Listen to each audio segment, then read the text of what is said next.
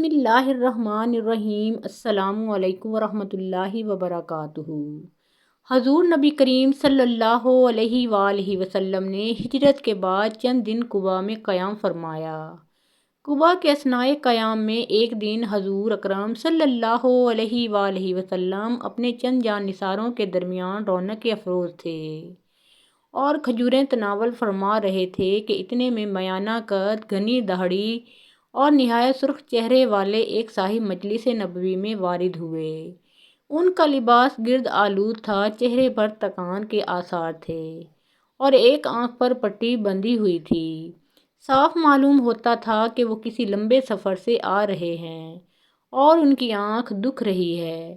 ان صاحب نے سرور عالم صلی اللہ علیہ وآلہ وسلم اور دوسرے حاضرین مجلس کو سلام کیا اور پھر کچھ کہے سنے بغیر کھجوروں کے شغل میں شریک ہو گئے۔ ان کے کھانے کا انداز ان کی شدت بھوک کی غمازی کر رہا تھا۔ حضرت عمر فاروق رضی اللہ تعالیٰ عنہ بھی اس موقع پر موجود تھے۔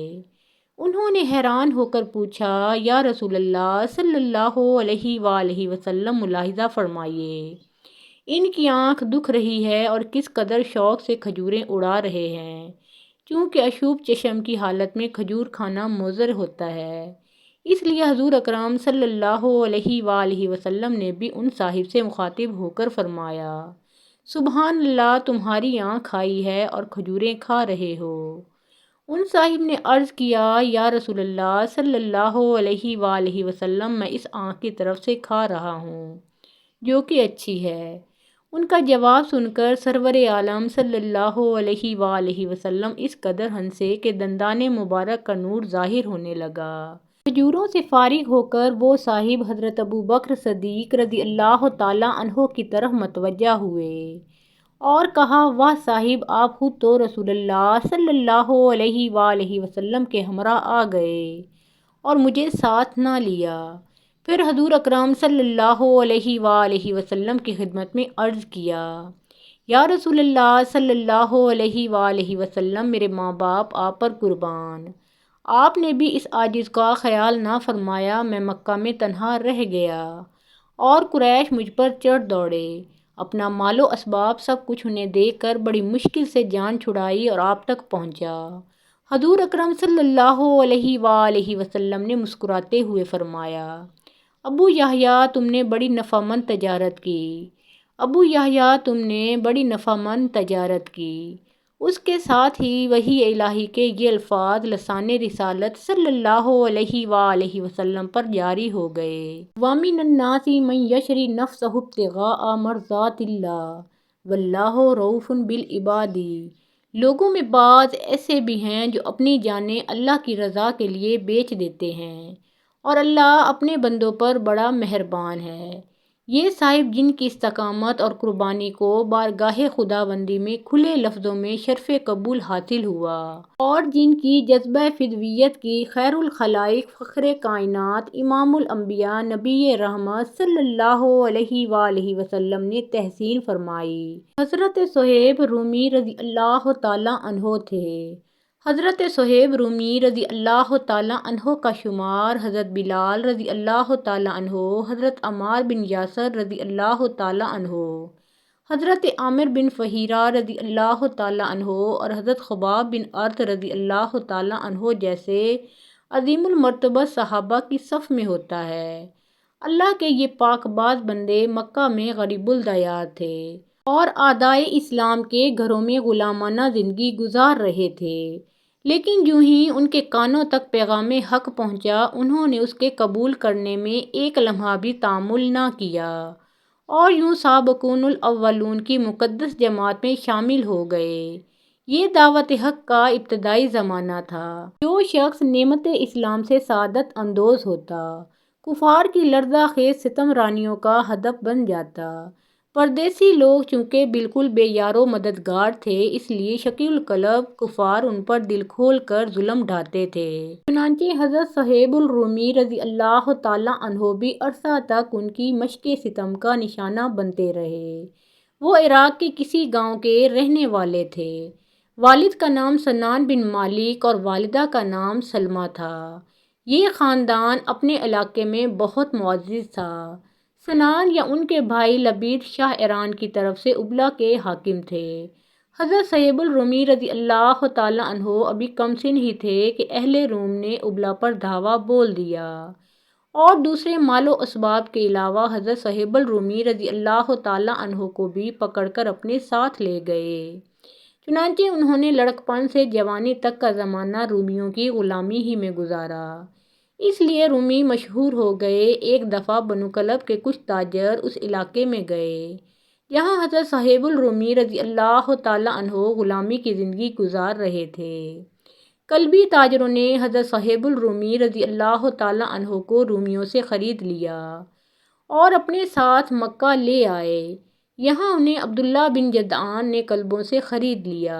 مستدرک حاکم میں ہے کہ ابن جدعان نے انہیں خرید کر آزاد کر دیا، لیکن ابن سعد کا بیان ہے کہ حضرت صہیب الرومی رضی اللہ تعالیٰ عنہ فرار ہو کر مکہ پہنچے اور عبداللہ بن جدعان سے حلیفانہ تعلق قائم کر لیا۔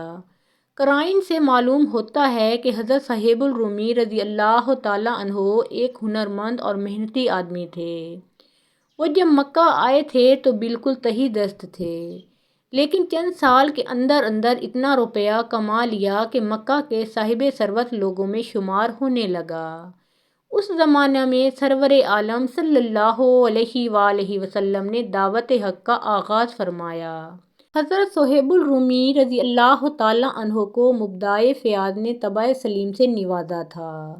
اس دعوت کا حال سنا تو ایک دن حضرت ارقم بن ابی ارقم رضی اللہ تعالیٰ عنہ کے مکان پر پہنچے جہاں رسول اکرم صلی اللہ علیہ وآلہ وسلم اپنے چند جان نثاروں کے ہمراہ پناہ گزین تھے۔ حضرت صہیب الرومی رضی اللہ تعالیٰ عنہ نے بارگاہ رسالت میں حاضر ہو کر کلمہ شہادت پڑھا تو حضور اکرم صلی اللہ علیہ وآلہ وسلم کو بہت مسرت ہوئی۔ آپ صلی اللہ علیہ وآلہ وسلم فرمایا کرتے تھے کہ صہیب روم کا پہلا پھل ہے۔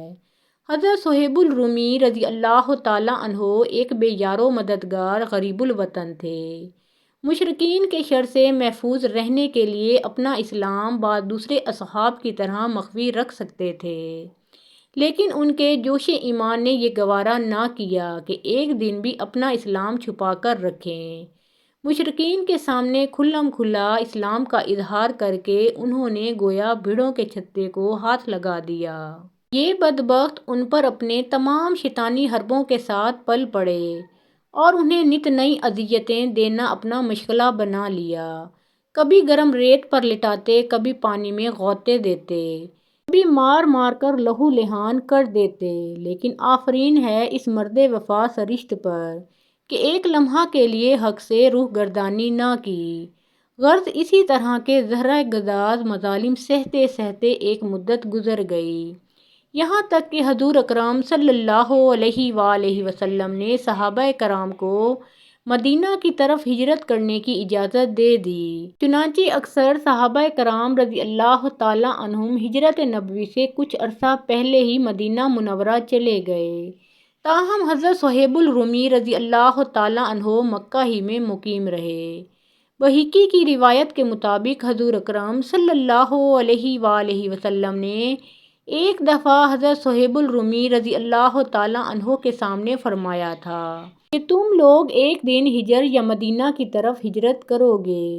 اسی دن سے حضرت صہیب الرومی رضی اللہ تعالیٰ عنہ نے ارادہ کر لیا تھا کہ وہ ہجرت میں سرور عالم صلی اللہ علیہ وآلہ وسلم کی موعد کا شرف حاصل کریں گے، لیکن بعد میں حالات نے کچھ ایسا رخ اختیار کیا کہ حضور اکرم صلی اللہ علیہ وآلہ وسلم نے حضرت ابوبکر صدیق رضی اللہ تعالیٰ عنہ کے ہمراہ مخفی طور پر ہجرت فرمائی اور حضرت صہیب الرومی رضی اللہ تعالیٰ عنہ آپ صلی اللہ علیہ وآلہ وسلم کی ہم رکابی کی سعادت سے محروم رہ گئے۔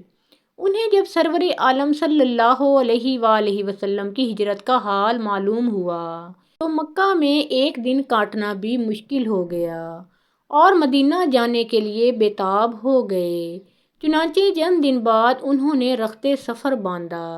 مشرکین قریش کو ان کے ارادے کا علم ہوا تو ابن سعد کی روایت کے مطابق انہوں نے حضرت صہیب رضی اللہ تعالیٰ عنہ کو چاروں طرف سے گھیر لیا اور کہا کہ ہم تمہیں یہاں سے نہیں جانے دیں گے۔ حضرت صہیب الرومی رضی اللہ تعالیٰ عنہ تیر کمان پر رکھ کر للکارے، اے اہل مکہ، تم خوب جانتے ہو کہ میرے تیر کا نشانہ کبھی خطا نہیں کرتا۔ اللہ کی قسم تم میرے قریب نہیں پہنچ سکتے جب تک کہ میں اپنے ترکش کے تمام تیر تم پر ختم نہ کر دوں۔ اگر پھر بھی تم میں سے کوئی بچ گیا تو پھر میں تلوار نکالوں گا اور جب تک میری جان میں جان ہے تم سے لڑوں گا۔ اگر تم سلامتی چاہتے ہو تو میرا پیچھا چھوڑ دو اور اپنے گھروں کو لوٹ جاؤ۔ مشرکین مکہ نے کہا، صہیب الرومی، جب تم مکہ آئے تھے تو سخت مفلس اور کلاش تھے، لیکن اب تم یہاں سے اس قدر مال و دولت لیے جا رہے ہو۔ یہ دولت ہماری ہے، اسے ہمارے حوالے کر دو اور جہاں جی چاہے چلے جاؤ۔ حضرت صہیب الرومی رضی اللہ تعالیٰ عنہ نے تمام مال و زر ان کے آگے پٹک دیا اور خالی ہاتھ مدینہ کی طرف روانہ ہو گئے۔ بعض دوسری روایات میں ہے کہ حضرت صہیب الرومی رضی اللہ تعالیٰ عنہ نے اپنی تمام دولت گھر میں کسی جگہ چھپا رکھی تھی۔ مشرکین نے جب ان کا تعاقب کیا تو انہوں نے ان سے کہا کہ اگر تم میرے راستے میں حائل نہ ہو تو میں تمہیں اپنے تمام مال کا پتہ بتا دوں گا۔ مشرکین مکہ نے یہ بات منظور کر لی اور حضرت صہیب الرومی رضی اللہ تعالیٰ عنہ نے اپنی تمام پونجی ان کے حوالے کر دی، یہاں تک کہ اپنی 2 باندیاں بھی مشرکین مکہ کو دے دیں۔ ارض مکہ کو اس طرح سے الوداع کہہ کر حضرت صہیب الرومی رضی اللہ تعالیٰ عنہ سیدھے رحمت عالم صلی اللہ علیہ وآلہ وسلم کی خدمت میں قبا پہنچے۔ وہیں کھجوروں کا پرلطف واقعہ پیش آیا اور دوسری باتیں بھی ہوئیں۔ حافظ ابن کثیر رحمۃ اللہ علیہ کا بیان ہے کہ رسول اکرم صلی اللہ علیہ وآلہ وسلم نے حضرت صہیب الرومی رضی اللہ تعالیٰ عنہ کو دیکھتے ہی فرمایا، صہیب نے تجارت میں بہت نفع کمایا، صہیب نے تجارت میں بہت نفع کمایا۔ فی الحقیقت حضرت صہیب رضی اللہ تعالیٰ عنہ کے قبا پہنچنے سے پہلے ہی حضور اکرم صلی اللہ علیہ وآلہ وسلم کو وحی کے ذریعے ان کی قربانی اور استقامت کی خبر مل چکی تھی۔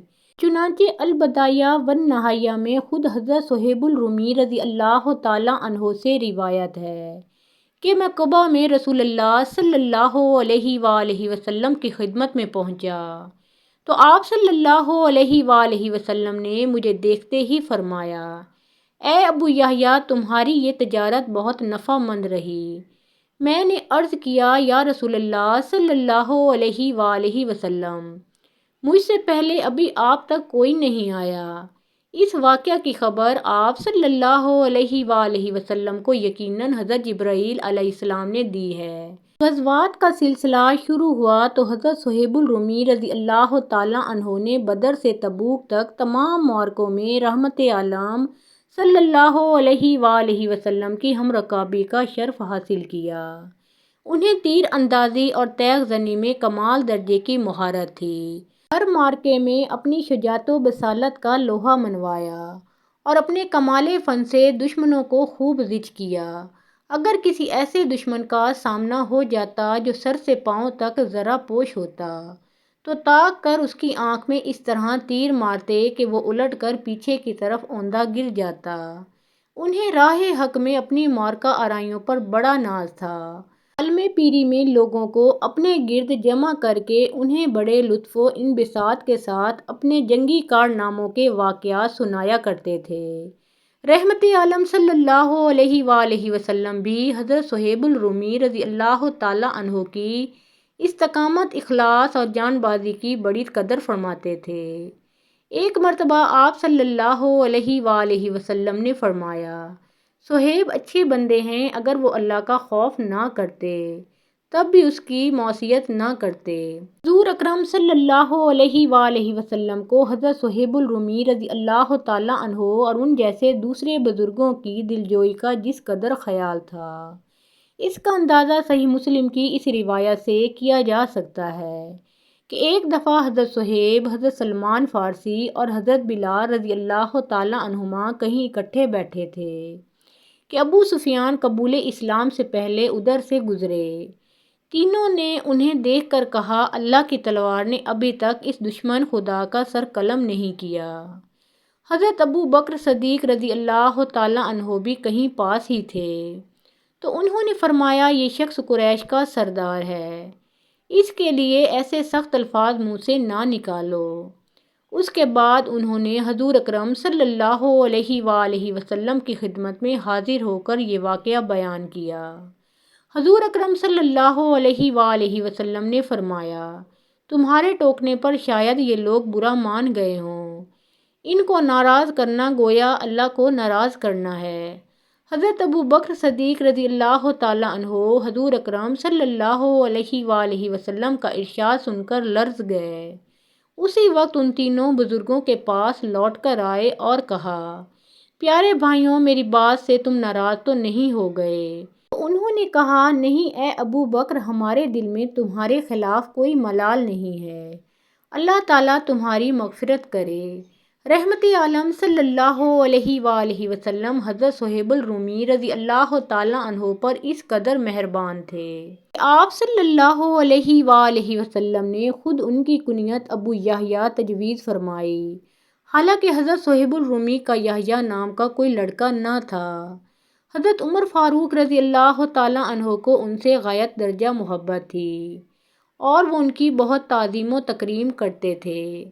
ان کے زمانہ خلافت میں حضرت صہیب الرومی رضی اللہ تعالیٰ عنہ ملاقات کے لیے جاتے تو وہ سب کام چھوڑ کر ان سے ملاقات کرتے۔ حضرت عمر فاروق رضی اللہ تعالیٰ عنہ کی نگاہ مردم شناس میں حضرت صہیب الرومی رضی اللہ تعالیٰ عنہ بڑے مرتبے اور عظمت کے حامل تھے۔ اپنی وفات سے پہلے انہوں نے وصیت کی کہ جب تک نئے خلیفہ کا انتخاب نہ ہو جائے، صہیب مسلمانوں کی امامت کے فرائض انجام دیں گے اور وہی ان کی نماز جنازہ پڑھائیں گے۔ چنانچہ حضرت صہیب الرومی رضی اللہ تعالیٰ عنہ نے ان کی نماز جنازہ پڑھائی اور پھر 3 دن تک نہایت خوش اسلوبی سے مسلمانوں کی امامت کرتے رہے۔ حضرت صہیب الرومی رضی اللہ تعالیٰ عنہ نے ماہ شوال 38 ہجری میں مدینہ منورہ میں وفات پائی اور جنت البقیع میں مدفون ہوئے۔ اس وقت ان کی عمر 70 یا 72 برس کی تھی۔ اللہ تعالیٰ کی ان پر ہزارہاں رحمتیں نازل ہوں، آمین یا رب العالمین۔ محترم ناظرین، پیارے آقا محمد مصطفیٰ صلی اللہ علیہ وآلہ وسلم کا پیارا نام ایک بار کامنٹ سیکشن میں ضرور لکھیں۔